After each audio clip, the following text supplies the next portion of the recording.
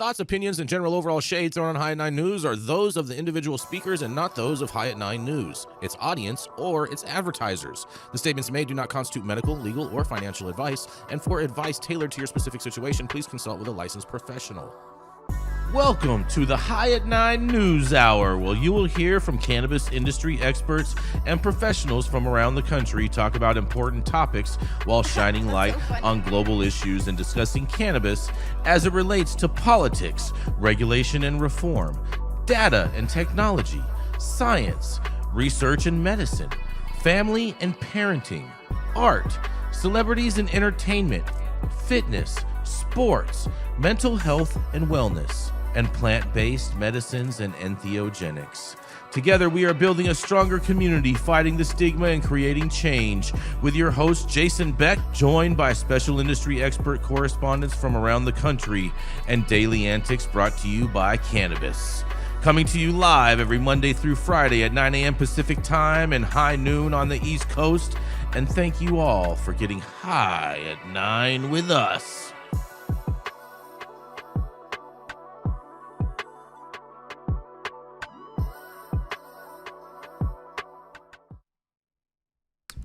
Yes, and good morning, you guys. That's right. Today it is Tuesday, December 30th. We're almost at the end of the year.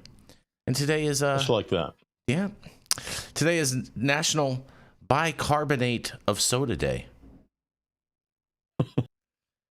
Okay, I wonder who came up with that one. I mean, correct me if I'm wrong, but bicarbonate of soda is basically baking soda, right? That's like the scientific term for it. Am I mistaken by this? I don't know the answer to that. Oh, you're gonna make me go and look. I see what you're doing, Todd. Baking soda, yes. It is baking soda, right? Yes. NaHCO3. Mm-hmm. See. There we go. Literally baking soda day. It is literally baking soda day. Yes, that analysis would be correct there, Michael. Very, very good. Hope there's something more exciting for today. Baking soda day. Well, right. The thing about baking soda is you wouldn't have crack if you didn't have baking soda. You just have cocaine. All right. You know what I'm saying? Soda. Man, I guess baking soda is worthwhile. That's what I'm saying. It's not to mention, but it also removes all the odors from your refrigerator, from all of your holiday leftovers. Yes, it does. So that's probably why today is National. Then when you're done with that, Day. pour it down your drain. Does the same thing. Oh, see what I'm saying? Also, a nice spoon in your coffee in the morning. Moves the acid. Get out of here. Just one scoop, though, not 2 scoops, not like Raisin Bran. Not like Raisin Bran. One scoop. Okay. All right. It's also Falling Needles Family Fest Day. I don't even know what that is. You don't know what that is, Todd? It's a unique day. It's a unique day. Yes, you're very, very, very true. It's basically the day that you're supposed to take your tree out and clean your house with your family, basically, for all of the fallen needles that have fallen on your floor. Now it makes sense. And whatnot. Yeah, so they call it a fake tree, so no fallen needles. You have a fake tree. Well, that's not very environmentally friendly, Todd. You mean? Just right? I want that tree in there because I want it, I want to produce an oxygen in my house and make an oxygen bar in my living room. Okay. Oh, Jay.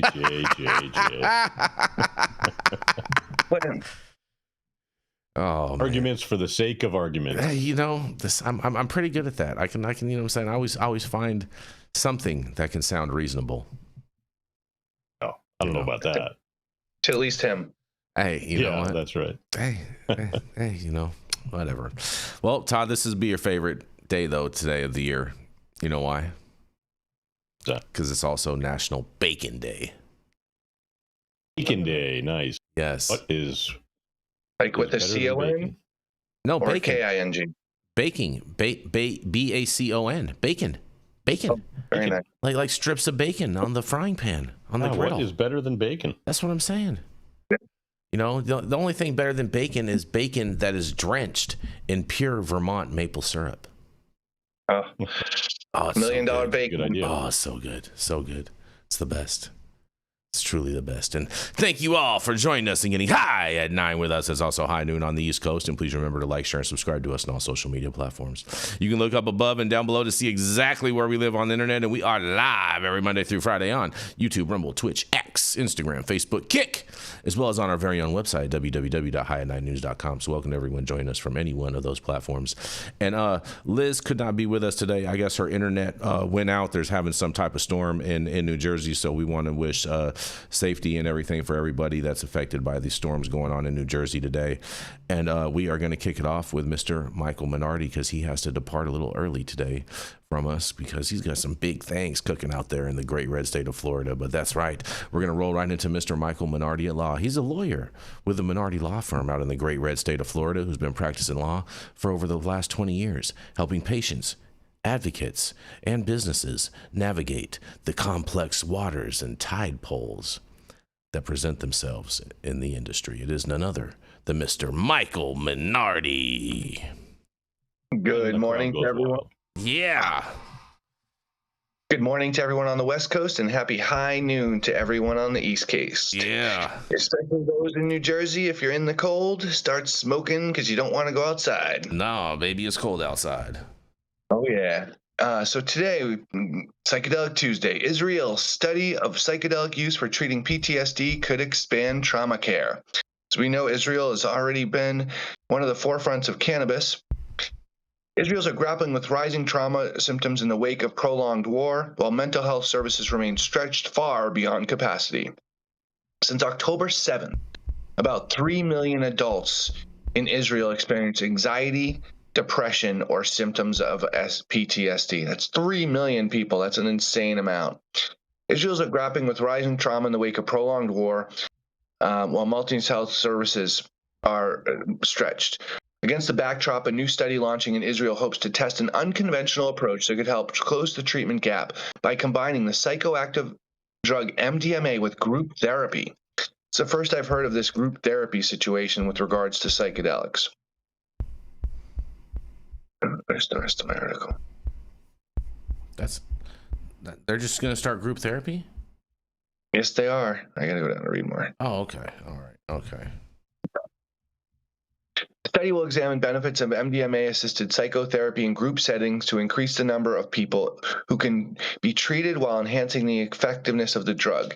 If successful, researchers say the approach could be a scalable solution at a time when trauma for care outpaces availability of resources. MDMA is an abbreviation for methylene dioxide methamphetamine. It is a lab-made psychedelic drug. The Israel study will be the first of its kind worldwide to examine MDMA using in a post-war group therapy-only model.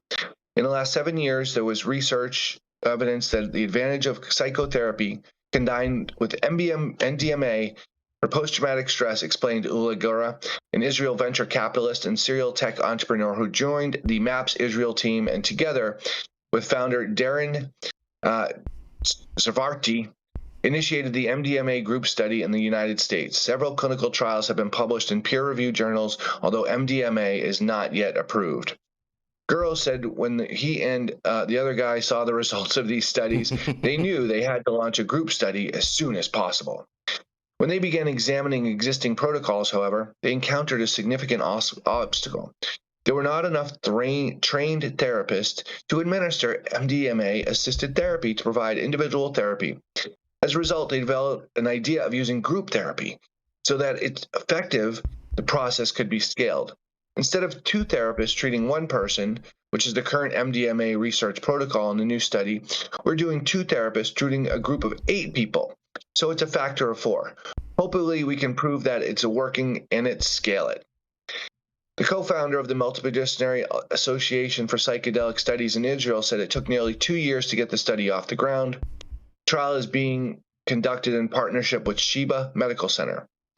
MAPS Israel is a nonprofit focused on developing new treatment protocols for PTSD and other conditions, including addiction, anxiety, and depression through the use of psychedelic-assisted therapy. We're talking about collective trauma. People who experience the same traumatic incident together during the war, he explained. In practical terms, that means participants will include who went through similar events such as Israel Defense Forces veterans, residents of communities in Gaza, border region, or potentially survivors of the Nova Music Festival attack. Guru said the target population includes people who have PTSD with the war on October 7th, through participants may come from different backgrounds and experience. The trial is expected to begin by the end of the year. In first phase, 20 participants will be treated, followed by 168 participants in next phase, making it the largest clinical trial involving psychedelics ever conducted in Israel. Brewer said he hopes that if the results prove promising, the therapy could begin a broader population research soon. Currently, the only way to access MDMA in Israel is through Health Ministry-approved clinical trials, and only about 60 to 100 people have participated in those studies so far.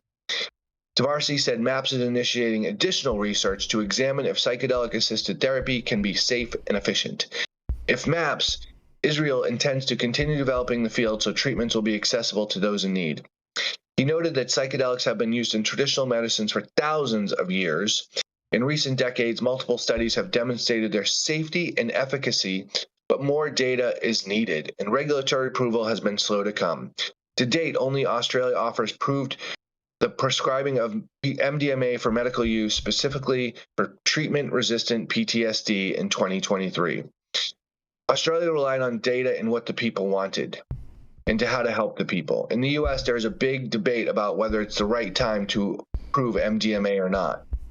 In 2024, the advisory committee voted against approving MDMA for treatment of PTA, despite objections from several experts in the field of psychedelic research, those experts citing a growing body of evidence suggesting that when used alongside psychotherapy, MDMA can have significant or potential treating PTSD and other mental conditions, unlike the FDA called for additional research. There's only about 30 studies on Viagra. Svarti said he hopes Israel's study will help contribute to that growing body of evidence. Ordell Arbel, an Israel psychiatrist and psychotherapist and head of the daycare unit at Beer Shiva Mental Health Center, expressed similar views. He noted that not only is MDMA, but also other psychedelics such as ketamine and psilocybin still in treating trauma-related conditions. If approved, he said these treatments would need to be administered by psychiatrists to ensure responsible, controlled use. Arbel added that such therapies could help use suffering trauma related to October 7th, but also survivors from other forms of trauma, sexual abuse, or previous wars. People are suffering from trauma all over the world, according to Arbel. Gross said psychedelics gained negative perception decades ago during the Nixon administration, a period where much of the research was halted and progress in mental health applications was delayed. And over time, however, the field has gradually regained credibility. Everything we do is purely scientific, and with the results, we hope that people will be convinced. She added that if MDMA protocol proves effective, it could be adopted to use beyond Israel, including countries facing collective trauma, such as Ukraine.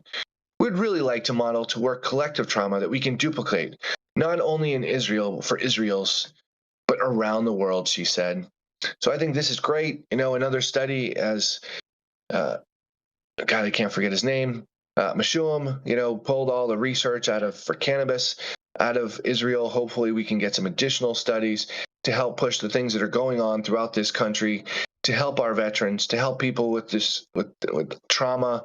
And, I think that this is something that was used early on before Nixon attacked it and took it out of the mainstream for psychiatrists and psychologists to help people in their trauma, couples therapy and stuff like that. So I'm really hoping that this can be another tool in the toolbox of doctors to help people heal. So what do you guys think? MDMA for you? I'm very interested. I think go ahead, Todd. Advancement with psychotropic and psychedelic drugs need to be explored. There are obviously millions of people suffering from not only PTSD, but other psychoses. And if MDMA can help and, mushrooms can help and other psychedelics can help, then why not? Why not?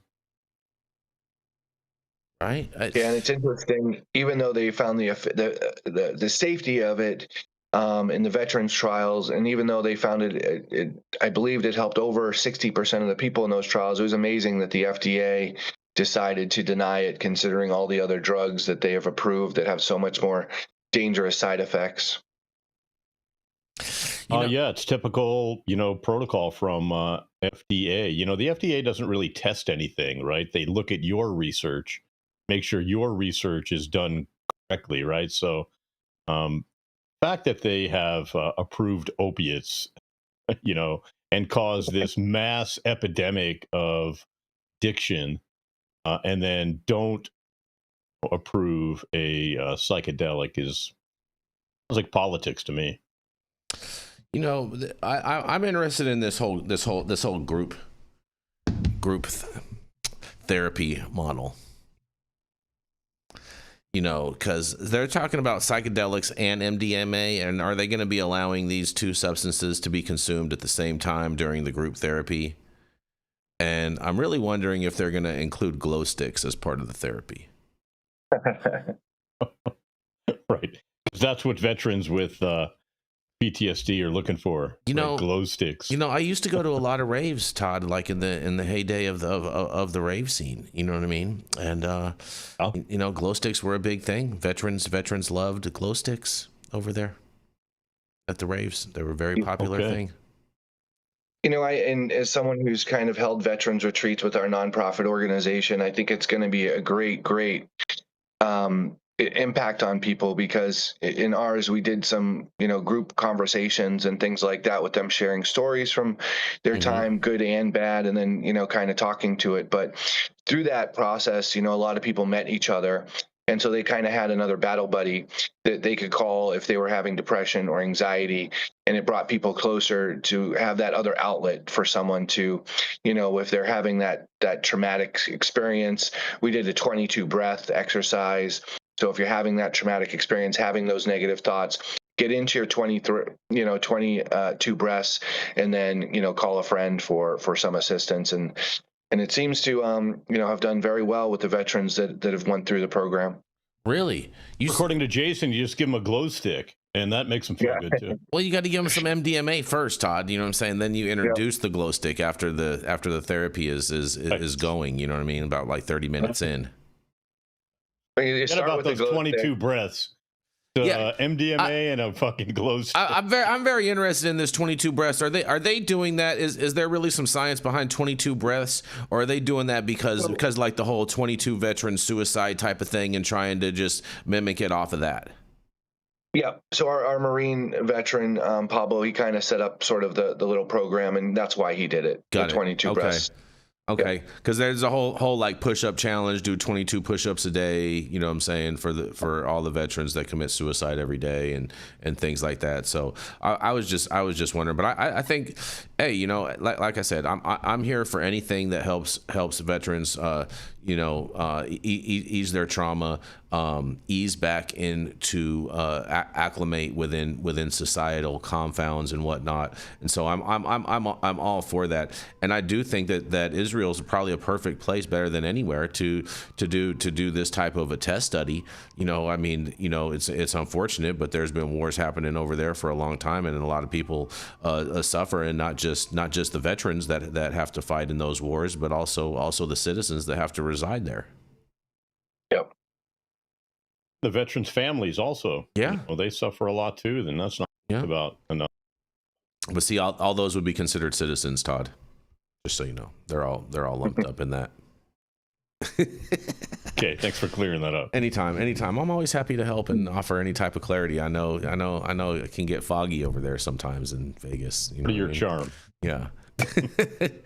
Well, this is lab. Yeah, this is a great story, Michael. I think we're gonna roll into our first commercial, and we are gonna be right back.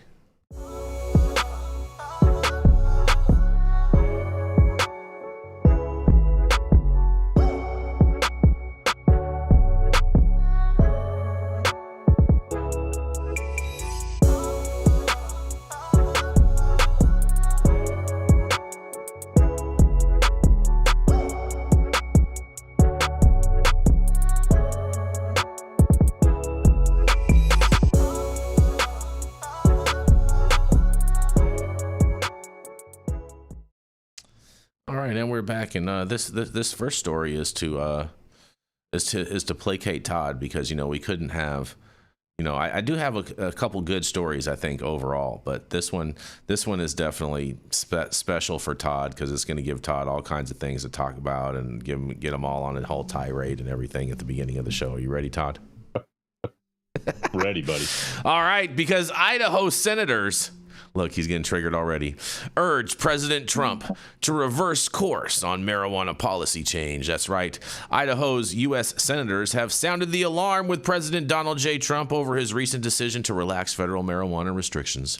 Republicans like Senator Mike Crapo and Jim Risch each signed a letter sent to Trump opposing his executive order in the months that directs reclassification of cannabis to a lower level during the U.S. drug in the U.S. An initial word of the president's intentions generated a stern reply from 22 GOP senators. In a quote, "In light of the documented dangers of marijuana, facilitating the growth of the marijuana industry is at odds with growing our economy and encouraging healthy lifestyles for Americans," read the December 17th letter to the Republican president. "We encourage you to continue your strong leadership of our country and our economy and to turn away from marijuana rescheduling." Trump's goal in shifting marijuana from a Schedule I to a Schedule III drug at the federal level is to expand research of the controlled substance for possible health care benefits and medical treatments, according to the order. It followed through on plans by its predecessor, sleepy President Joe Biden, to reclassify cannabis, first initiated back in May of 2024, but uncompleted by his administration. In an additional quote, "The federal government's long delay in recognizing the medical use of marijuana does not serve the Americans who report health benefits from the medical use of marijuana," read Trump's December 18th order. "Americans who often seek alternative relief from chronic pain symptoms are particularly impacted." And despite the easing of cannabis laws in most of Idaho's neighboring states and across the nation, cannabis remains illegal in the Gem State. I didn't know they called it that. In almost all forms. And within the Pacific Northwest and Mountain West only, Wyoming maintains the same level as Idaho in outlawing the drug. All other states in the two regions permit at least medical use. Representative Bruce Skog, a Republican from Nampa, who chairs the House Judiciary Committee in the Idaho legislature, sponsored two bills in 2025 that became law in efforts to curb already illegal marijuana use in Idaho. One set a $300 minimum fine, thought to be the steepest in the United States for misdemeanor possession of less than 3 ounces of the drug. And a second law will put before voters a constitutional amendment in 2026 that, if passed, would allow only the legislature to legalize certain drugs in the state, including cannabis. And Skog said he and Idaho's 2 U.S. senators are on the same page in their response to Trump's executive order. And in an interview with the Idaho Statesman, Skog described himself as very disappointed by the president's decision. In a quote, "It does not follow the science or the data that we have from the different states who have legalized marijuana and the effects that it has had negatively in those states," he said by phone. The push to change cannabis's federal reclassification got underway during Biden's presidency, and it came after the Democratic administration issued an executive order that granted pardons to thousands of people convicted of federal crimes of marijuana for use of simple possession, even though it didn't let anybody out of jail. In a quote, "It's an important move toward reversing long-standing inequities," Biden said of efforts of rescheduling the drug. "Far too many lives have been upended because of a failed approach to marijuana." Well, that was part of your thing, buddy, but nonetheless, maybe he doesn't remember that. But Trump's actions this month is not expected to have immediate impact, including in states such as Idaho, where the drug remains illegal for almost all uses, said Attorney Josh Hurwitz, who served as the U.S. Attorney for Idaho during the Biden administration. And already federal prosecutors were directed to no longer pursue low-level possession offenses, even as state prosecutors retain the authority to do so if they wish, he told the Statesman in a phone interview. The Trump executive order doesn't really change the federal dynamic of where we are now, said Hurwitz, now a private attorney with Holland and Hart law firm in Boise. It could theoretically, if marijuana is rescheduled and you get more research done and there are policy effects that trickle out either at the state or federal or local levels, but it's not a sea change right now, he says. At the very least, Trump's decision signals a continuation of the Justice Department's de-emphasis under the Biden prosecutions for having or using cannabis, he added, and in a quote, "It would be inconsistent if federal prosecutors start bringing charges, given the rescheduling process and the executive order," Hurwitz said. "Legally or operationally, they could, but that's clearly not the focus of this administration or the focus of the past administration either." The letter from the group of Republican senators to Trump, authored by U.S. Senator Ted Budd, Republican from North Carolina, features only 3 states that had both senators sign on: Idaho, Wyoming, and Tennessee, and marijuana possession and use is almost entirely illegal in those 3 states, among some others. And in a quote, they say, "Rescheduling would also give a massive tax break to marijuana companies. Marijuana business leaders have said they will use this infusion of funds to increase their marketing and to expand their business into additional states." That's what businesses do with money. God. After Trump's executive order, Buddy swiftly issued a follow-up statement that called for the president's action a short-sighted policy decision that risked detrimental effects on health and safety of Americans, especially our nation's youth. And requests for comment were sent to the congressional offices for Senator Crapo and Senator Risch and went unreturned Monday. An automatic email reply said office spokespeople were away for the year-end holidays through the beginning of January. Risch is 82, is running for re-election in the Senate in 2026, and holds Trump's endorsement for another 6-year term. Crapo, 74, was elected for a 5th term in 2022. And senators hold 6-year terms, and I can't wait to hear what you guys have to say about this, but these guys need to just retire. And I'm going to say it for you, Todd. Right there, they need to retire. Appreciate that. Yeah, sorry not to take the wind out of your sails, Todd. Look, I think all the old guys need to retire. There needs to be term limits in all politics. I don't believe in term limits. I don't think that makes sense. That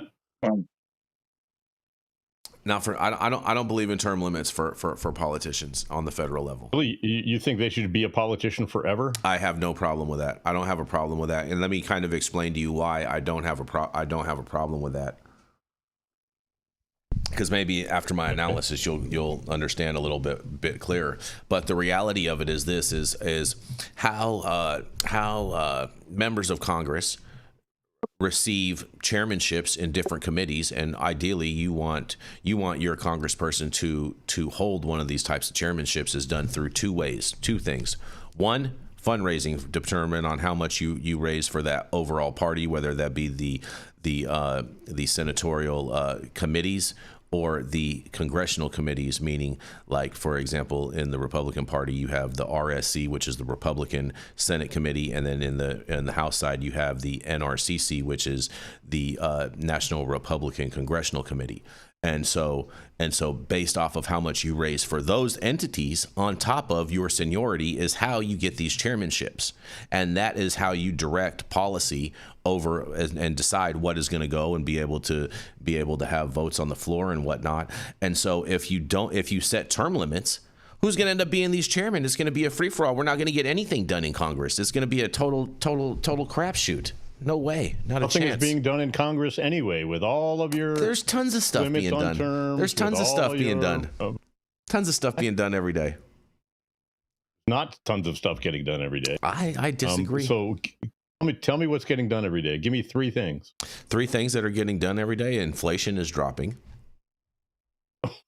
What planet do you live on? That has nothing to do with Congress. It 100% does. I just paid yesterday. I promise you not. I paid $3.80 for a gallon of gas. I totally filled my tank up, and that was for Supreme. I was like, where am I at? This is in California? Get out of here. But yes, 100%. Yes, prices are without a doubt dropping. What is Congress doing to make that happen? What is Congress doing to make that happen? That all has to do with the whole economy, Todd. It has to do with the whole overall economy, and economies So, economies are spurred. Having to do with the economy. Economies are spurred. Hold on, economies are spurred by regulatory frameworks, Todd, on what the businesses are allowed to do and not allowed to do. Okay, so what laws have Congress passed in this session have changed the economy? The big beautiful bill, Todd. The big beautiful bill. It was big. That's all you got? Big and beautiful. Big beautiful bill that Big beautiful bill. takes away health insurance from millions of Americans. You know what? It actually doesn't take away. It does not take away health insurance from millions of Americans. Obamacare is a total fraud. So rich. Obamacare is a total not fraud. Rich, but you root for the rich guys. I'm not. You know what? I'm going to be rich one day, Todd. One day. Every day, I'm a day closer to being rich. Yeah. No. You know what I mean? Michael, what do you have to say about this, Michael? Well, back to the article. Yeah. I think these guys are crazy. They obviously have no clue, and that they're stuck in the 70s or 80s, I should say, with the just say no on drugs war. Yeah. And I agree with Tom, that these people, and I guess the thing with you're talking about the voting, it really depends on the voters, right? The voters should be the ones putting these people out as opposed to term limits. Exactly. But, these people are getting too much power, and they're just getting too well known in their positions, and they just continue to keep those positions through corruption and money. So I do believe in term limits. But these people just got to get their heads out of their asses and come to the realization that the pharmaceutical companies and FDA are not creating safe drugs for anybody, and to say that cannabis, which is a plant, because most of these people, especially I'm sure in Idaho, are all religious right, all of a sudden don't believe what God provided us is sufficient for our health and wellness. So, just like any other drug, it all depends on the people and how they use it. But these people should just, I don't know, just grow old and move on, or have someone in their family unfortunately get struck by an illness that goes through all these chemo or pills, and realize how horrible it is for them, and then realize cannabis is a much safer, much more effective medicine for them. So go Trump with rescheduling. Yeah, I'm here for it. I'm here for it. I'm with you on that. And again, these guys need to get with the times. You know what I mean? Senator Crapo, we did do some good work with him with getting safe banking and getting him to be okay with that, because he was I'm not sure if he is right now, but he very well could be. He used to be the chairman of the Senate Banking Committee, and so everything kind of had to flow through him in regards with getting that type of legislation ready and prepared and ready, to be able to get voted on. But these guys need to evolve. They need to evolve on this policy, and and I think the fact that they're putting up a bill is very problematic for the voters, and I hope that the Idaho voters vote that initiative down, of basically saying that the legislature is the only people that would have the right to create any type of legislation, because the government is supposed to be for the people, by the people, and when you only allow Republicans politicians, don't like that. Well, Democrats don't like it either, Todd. Democrats don't like it either. It's a uniparty thing. It's not a one-sided thing. Yeah, 100%. Yeah, without a doubt. You know what I mean? In Florida, it's definitely the Republicans that are pushing all the changes and limits on the ballot initiative. It's not the Democrats. Shocking. So. Yeah, that's right. But in California, it is all the Democrats that are doing that. So that's why I'm saying it's both parties. It's not. There's like it's not mutually Republicans exclusive in California. Well, we would have a lot more if elections were fair and not rigged in California.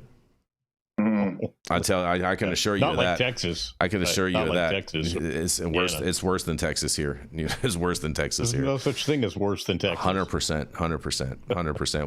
We have companies like Smartmatic that operate, that are owned by Venezuelans.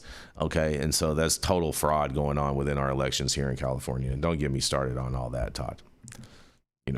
That's why we're at war with Venezuela, right? Maybe we're not at war at Venezuela. We're just, we're just blowing up drug cargo shipments. Blowing up shit. Yeah. Yep.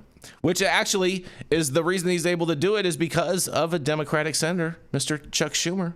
It's his legislation that allowed for the president to be able to do that. So just saying, Todd. You know what I mean? You must love Chuck Schumer then. Oh man, don't get me started, Todd. Don't get me started. I'm just saying, you must love him because he's able to kill people without. Your boy is able to just shoot people out of the water. I love him the same way that I love Sleepy Joe Biden for creating the three strikes law. How about that, Todd?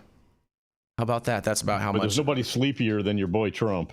Oh, listen, stop it. He doesn't have a sleepy name. He actually only sleeps 4 hours a day. He's the most awake and with it president we've had. We've had in office during cabinet meetings. Stop it. Stop the ridiculousness. Some of those people are boring in there, so I can't really blame them. But nonetheless, we're going to keep this train rolling. We're going to roll right into. I have a little bit of a happier story and a fight story for you, Todd. Because Ohio. All right, take care, Michael. Thank you so much, brother. Happy New Year, everyone. Happy New Year, buddy. We'll see you soon. We'll see you next year, Michael. Good luck today. Yes, you will. Yes, sir. Much love to you guys. Much love. Well, Todd, Ohio cannabis advocates, they launch a referendum to challenge a new hemp and marijuana law. And Ohioans for Cannabis Choice submitted their initial petition for certification.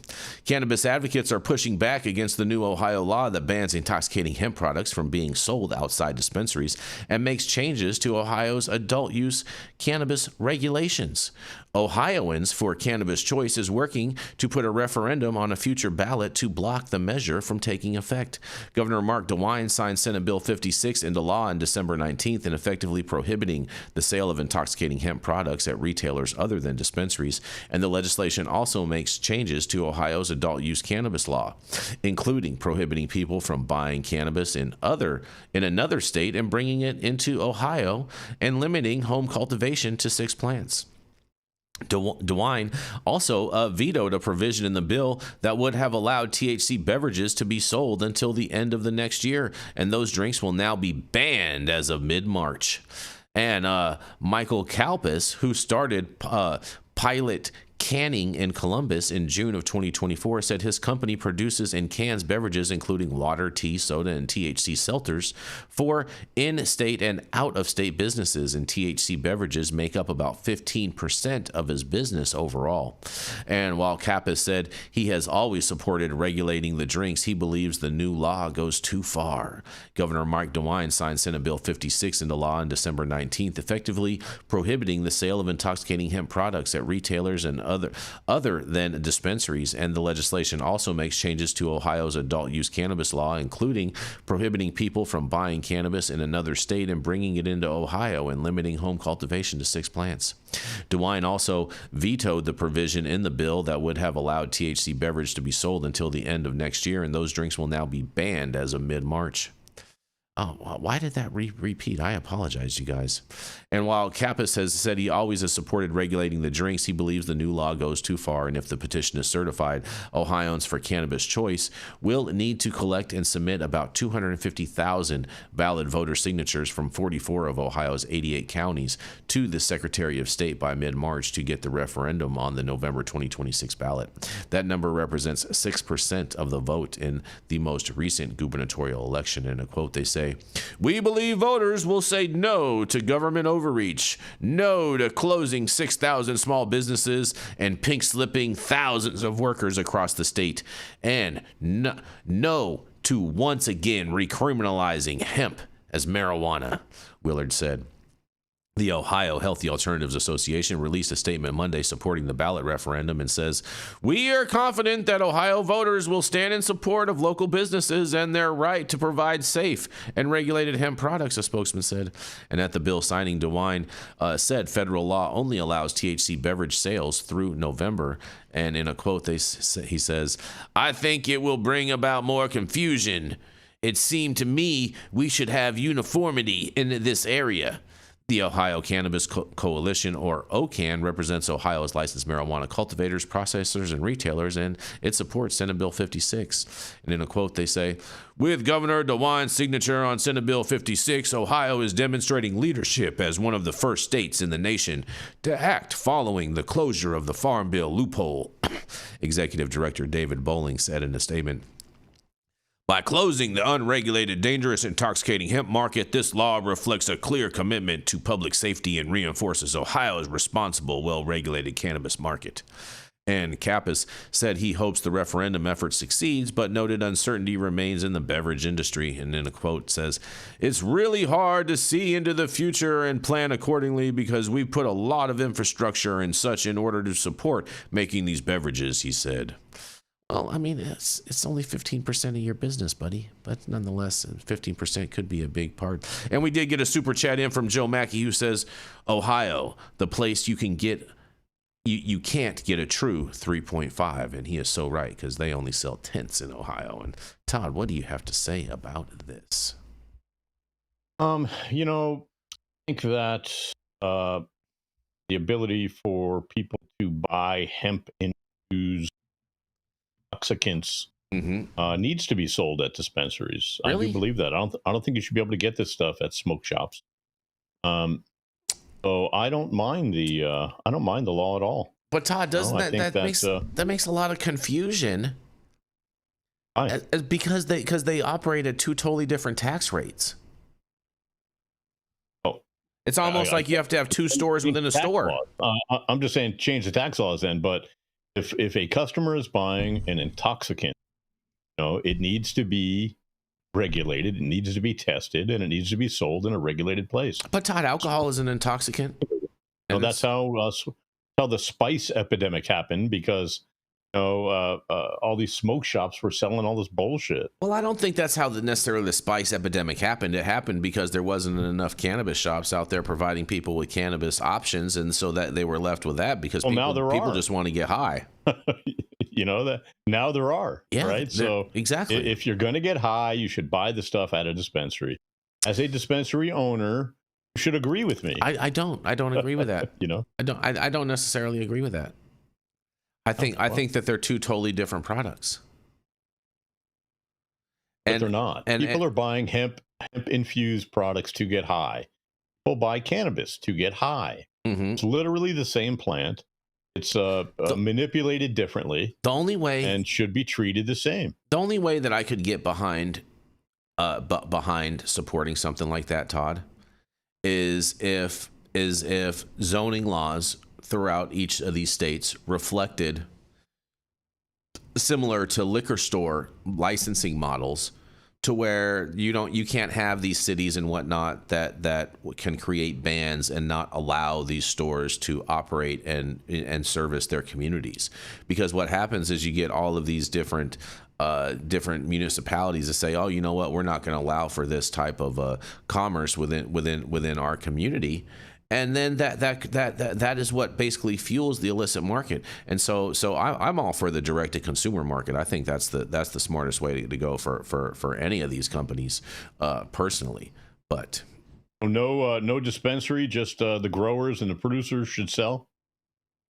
I mean, I think dispensaries can have online stores. I'm not, what I'm saying. I think that's probably going to ultimately. Well, if you have direct to consumer, then why bother having a dispensary? Well, because some people like to market and have their flagship location and whatnot, Todd. So isn't that where they should be getting their hemp drinks also? Well, maybe once 280E kicks in with Schedule 3, maybe and people can write off their marketing expenses. Maybe people would be more inclined to be propping up stores and still be doing direct to consumer. Because they could write off their whole store as a marketing expense.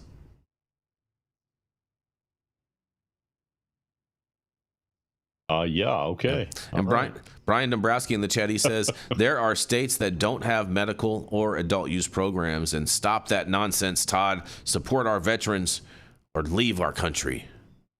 I do support our veterans. I think we should take good care of our veterans. Yeah. I also believe that if people are getting high from a chemically altered plant, it needs to be tested and it needs to be regulated.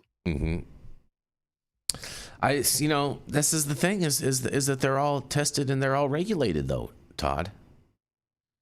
They all have. They're not all tested. They're not all regulated. That's the whole point. They all have COAs, and I think overall that the regulated market needs to be more regulated like the unregulated market, and remove all of these burdensome regulations that really don't serve anything but to create higher costs on goods from overhead costs on the consumer. I'm for more deregulation than I am for increasing the regulation.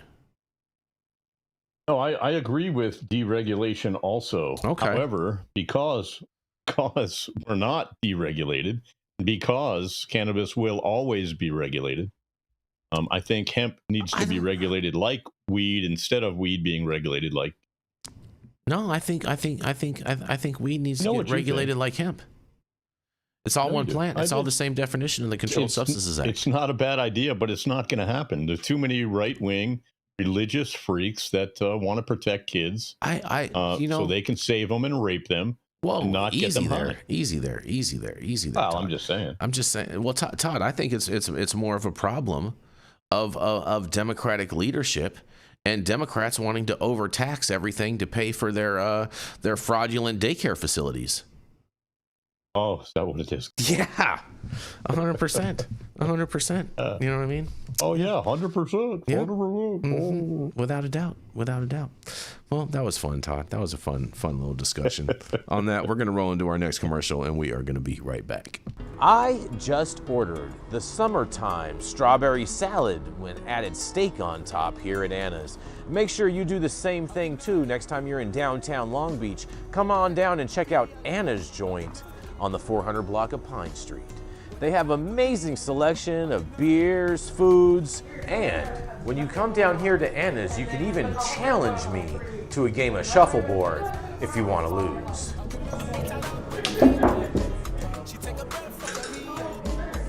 Did you get that? So, next time you're in downtown Long Beach on Pine Avenue, make sure you stop by Anna's Joint on the 400 block. Not only do they have Anna's Joint, this restaurant and bar, but they also have the amazing deli next door, and then next door to that they have a very exotic flower shop. You may want to stop by and say hi.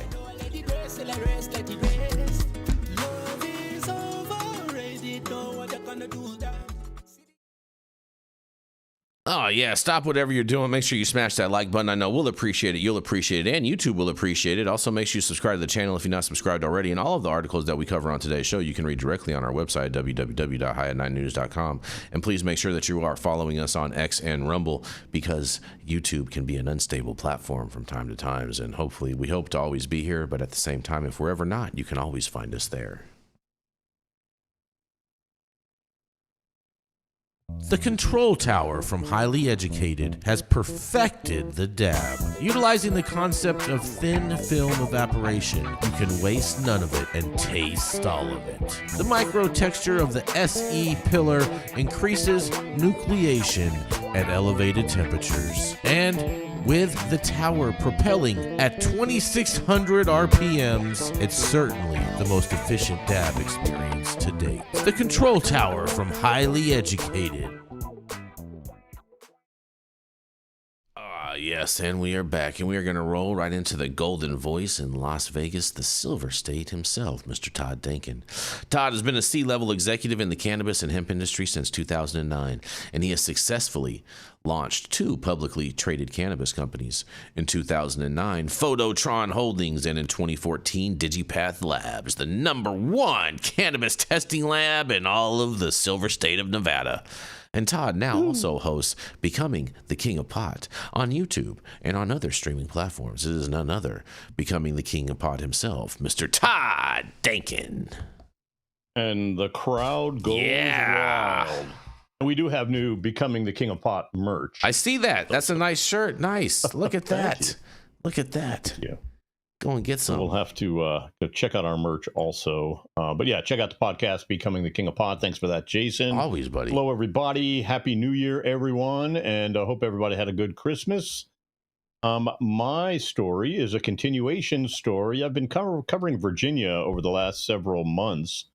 And the fact that ex-Governor Youngkin lost his seat because of his views on marijuana. Todd. Virginia's incoming governor outlines requirements for marijuana sales for legalization legislation. That's right. The governor-elect of Virginia, a Democrat, has specified the provisions she expects to be included in any marijuana sales legalization legislation before agreeing to sign it into law. His requirements include comprehensive labeling standards and the allocation of tax revenue towards educational initiatives. In an interview with WDBJ7 published on Friday, incoming Governor Abigail Spanberger, an advocate for cannabis reform, discussed potential directions for marijuana policy during her administration. Pointed out that Virginia is currently in a gray area, partial legality surrounding marijuana use, which has resulted in significant confusion. This ambiguity affects Virginians eligible to purchase marijuana for medical purposes, as well as individuals contemplating personal use. While adult possession and cultivation of marijuana have been legal since 2021, there is presently no regulated retail access for non-medical customers. Outgoing Governor Glenn Youngkin, a Republican, has previously vetoed legislation establishing a commercial recreational cannabis market. Advocates, however, are optimistic about Spanberger's clear support for policy reform. You see, Governor Glenn Youngkin went against the will of the people, but Spanberger wants to go with the will of the people. Governor-elect Spanberger emphasized the importance of consumer awareness through a robust product labeling. He said, "A consumer should always know what they're buying, which necessitates strong labeling. This includes information about potency, similar to how alcoholic beverages disclose alcohol content, allowing purchasers to make informed decisions. Transparency is crucial for all marijuana-related products, including hemp." Didn't say that, I just added. She added, effective regulation and clear labeling are vital and is equally important that tax revenues facilitate regulatory measures and are invested in education, Spanberger said. He also stressed the significance of directing new revenue streams toward both effective oversight and educational investment. Earlier this month, Virginia's Senate President, for the time being, introduced legislation to provide relief for individuals with prior cannabis convictions, including automatic resentencing hearings and adjusted penalties for certain offenses. Further efforts in this area were vetoed by ex-Governor Youngkin. Additionally, the legislature's Joint Commission, it's funny how it's called a Joint Commission, to oversee the transition of the Commonwealth into cannabis retail market, recently presented a proposal recommending lawmakers legalize recreational cannabis sales in the 2026 session. Senate President Louise Lucas, also a Democrat, has advocated moving forward with legalizing recreational marijuana sales, citing, among other reasons, in part to offset the Trump administration's cuts to federal spending in support of states. Separately, this month, the Virginia Department of Labor and Industry released guidelines addressing workplace protections for cannabis consumers, and Virginia appears poised to finalize a legal marijuana program following multiple years in which legislative efforts were vetoed by former jerk-off and Governor Glenn Youngkin. Well, I'm Todd Denkin with High 9 News, and your thoughts, Jason, about Virginia finally listening to the will of the people and creating a recreational marijuana program. So, Todd, a lot of what you said, it sounded almost like a Kamala word salad. So I have a couple questions. Yeah, I have a couple. Not questions. To be confused with the Trump word salad. I mean, those are like the Trump tacos. They're just amazing. So the question for you, Todd, like his watches, they say rump on it instead of Trump. Dude, Todd, they're made at a Viagra factory. Well, Todd, here's my question. What are the policies that she is wanting to have enact that she is saying that are mandatory to be in a bill that she would sign? Investment tax revenues go into education. Okay. And proper labeling. That's it. Well, that's in addition to the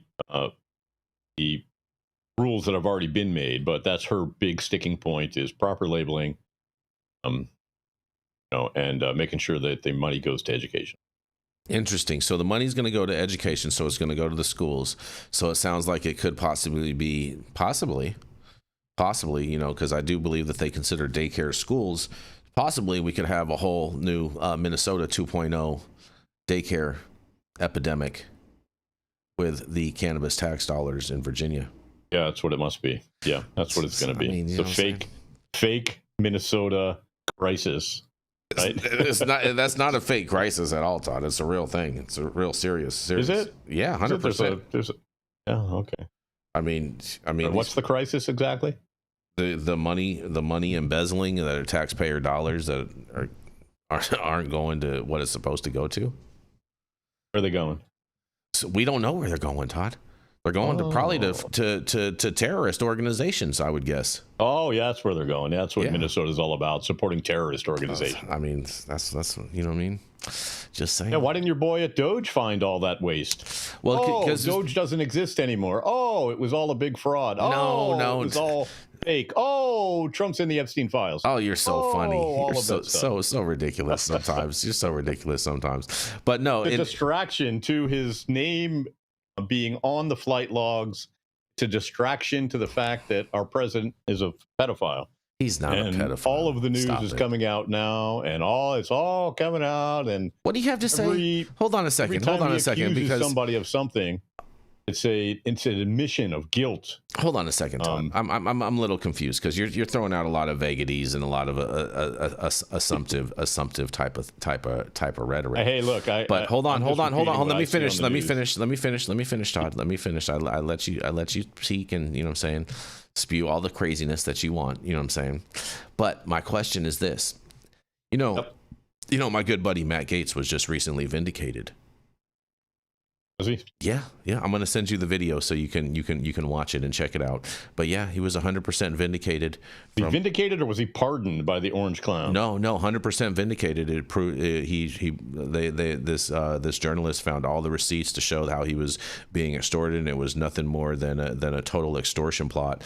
They were trying to get his father to pay an exorbitant amount of millions of dollars and and it wasn't even him that paid anything. It was someone else that was using a government credit card, and I'll send you the video so you can watch this whole thing. But I can imagine this. Why did he lose his seat? And now he's a reporter. He didn't lose his seat. He didn't run for re-election. No way. Matt would never lose an election. Not in that district. Not a chance. They could never get someone that could take him out. Yeah, they love rapists. Oh, stop! You can't say that, bro. You can't say that because it's not true. Yes, I can. No, you can't. It's not true. He's been vindicated, bro. You can't say that. You can't say that. That's not polite. It's not nice. It's not nice to call people things that they're not. You know what I'm saying? So, but nonetheless, Todd. Nonetheless, you know what I'm saying. I do. You're so funny sometimes, bro. So funny sometimes. But the Virginia.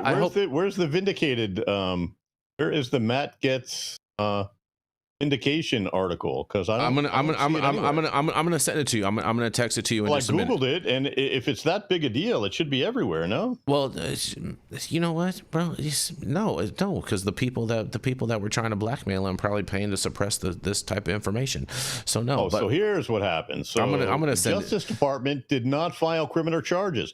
How strange! Pam Bondi, the fake attorney general. Todd, you're going down rabbit holes right now. I'm going to send you the video that is going to outline all claims. He is vindicated. He claims he's vindicated. The Justice Department did not file criminal charges against him. I am going to send you the video. Okay, that shows all of this. Video of what? This whole investigative report on it. I'm going to send you it so that you can see it for yourself.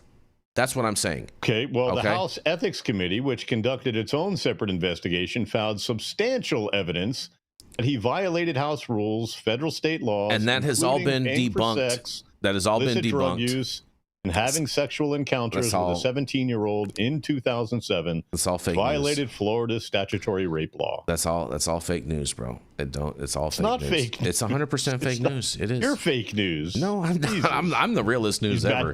I'm the realest news ever. Vindicated for what? I'm the realest. Doing the right thing. I'm just let me send just watch the thing and we can discuss this next week. Just watch the video. Why don't we play the video? Let's play it here. It's someone else's show. That's like and it's like an hour and a half long, bro. We're not gonna play that whole thing here. You think I'm gonna watch an hour and a half video of Matt Gaetz?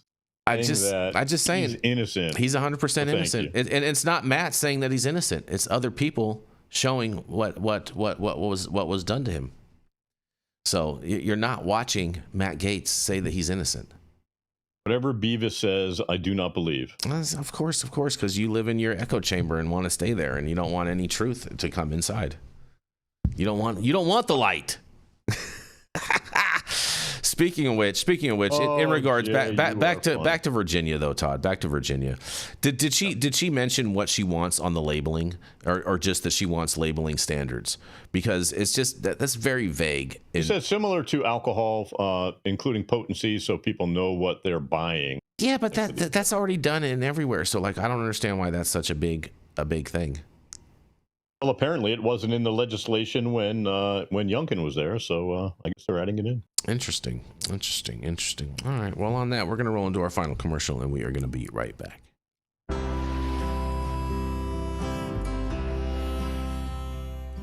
Oh man, your knees still bothering you, man?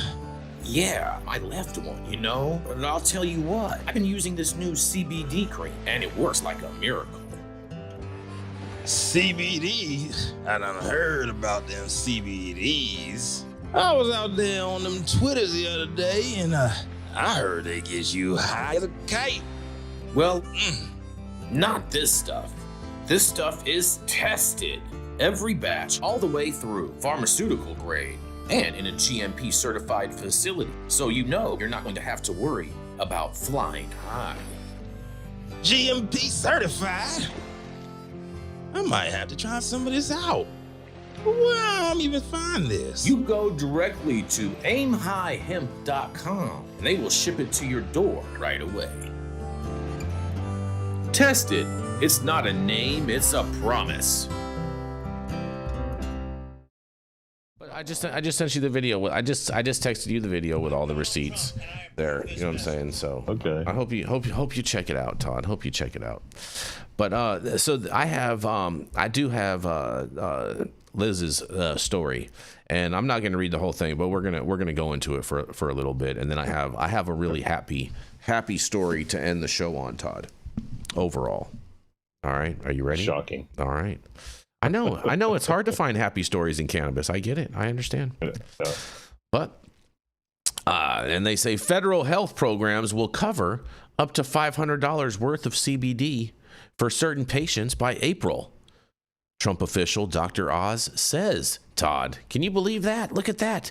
A top Trump administration health official said last week that his agency will soon launch. TV doctor. Hold on. So soon launch. I mean, Dr. Phil's a TV doctor too. Soon launch a novel program to have Medicare cover the cost of CBD for certain patients.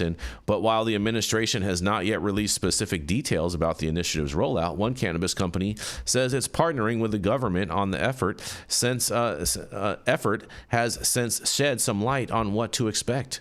At a White House event last week, President Donald J. Trump signed an executive order directing the Attorney General to complete the process of moving cannabis from Schedule 1 to Schedule 3 of the Controlled Substances Act. But another major reform was also announced, a pilot program enabling eligible patients to access hemp-derived cannabidiol, better known as CBD, that would be covered under federal health insurance plans, projected to launch by April of 2026, Todd. Dr. Oz, administrator of the Centers for Medicare and Medicaid Services, better known as CMS, spoke about the initiative at the signing ceremony and credited President Donald J. Trump and U.S. Health and Human Services, HHS Secretary Robert F. Kennedy for pushing the change and relentlessly pursuing an agenda rooted in a deep passion for research. Dr. Oz said Trump called him frequently to discuss the potential benefits of CBD, and after hearing from his friends who got relief from the cannabinoid product, and per his direction, CMS has created a new model and taken additional actions to give seniors access to cannabinoids. These are CBDs. They're not addictive, which many are already using to manage pain, he said, and there's some clinical evidence that's showing that CBDs provide relief from common conditions that affect Americans, including cancer, symptoms, and chronic pain, and a slew of other problems that affect disproportionately seniors and our veterans. They also say there are relatively few specific details about the new model, however, and the CMS website hasn't yet posted information about the rollout or who would specifically qualify. And that said, Dr. Oz explained that the policy change will allow millions of Americans on Medicare to become eligible to receive CBD as early as April of next year and at no charge if their doctors recommend them. One outstanding question concerns coverage eligibility, and as described, it would affect those 65 and older who qualify for Medicare, but the specific qualifying conditions weren't detailed, and there was repeated mention of chronic pain specifically related to cancer, but it's possible that CBD eligibility criteria includes additional conditions. And that's all I'm going to read on that article. If you want to read the full article, you can go to our website at www.highat9news.com and read the full article there. But I think this is a fantastic thing, Todd. I think this is great news, buddy. Shout out to our seniors and veterans, and you know what I'm saying? Look at this. You know, your favorite president's doing some good work. My favorite president is dead. So, well, easy there. Your favorite president, you think, is doing some good work, but he's doing the Lord's work, Todd. Yeah. Yeah, he's doing the Lord's work. Yeah. Yeah. Doing the Lord's work. Medicare and Medicaid, bro, they're $500 a month for CBD. This is great. This is great for the whole cannabis industry overall. I like it. It's good. And I don't think it'll happen, but it's good. It's a fun talking point. They're saying it's going to roll out by April. I bet you it goes into effect on 4/20, Todd, since they said that it's going to be in effect by April. I bet you. Yeah, I'll believe I bet you it starts on 4/20. How much? Believe it when I see it. Oh, it's happening, and we're going to keep covering, and we're going to keep following this story all the way. All right, we'll see. All the way to yesterday. But I'm glad that you agree that this is a good thing, Todd. I'm surprised you don't have anything negative to say. Well, since everybody's losing their insurance, nobody's going to be able to use it anyway. Oh, we're getting better insurance. Obamacare didn't really do anything for anybody other than put a bunch of money, other than funnel a bunch of money back into Obama's pockets. How does that work? Yeah. What's the new plan? Oh, they have a bunch of concepts, right? No, they actually have a plan. They actually do have a plan that they're going to be initiating. Have you seen it? Yeah, I have seen it. And it's way better than Obamacare. Can you explain it to me just vaguely? Yeah, it's insurance and it covers medicine. Pretty simple. It's very, very simple. Very simple, Todd. Very, very, very simple. You know, I'm not going to go into all the things and explain the nuances of this and that. But there's nothing to go into. But it's 100%. You have no idea. It's 100%. It's 100% better than Obamacare. I mean, honestly, no insurance coverage would be better than Obamacare. I think Trump hates the ACA because they call it Obamacare. No, that's his big problem with it. No, the word Obama is in it. That's not true, buddy. That's his big problem. That's not true. It's not true. It's because it's a money laundering operation for Obama. Oh, yeah, that's what it was, yeah. But I do have some good news, Todd, to end the show on today. He likes to be the only grifter in the room. The only one profiting from the grift. Oh, man, you're so funny sometimes, bro. You're so funny sometimes. Are you ready for some good news, Todd? Pride myself on good comedy. You definitely bring it every Tuesday, that's for sure. Are you ready for some good news, though, Todd? Always. Some more good news. We're going to end it on two good stories today. Wow.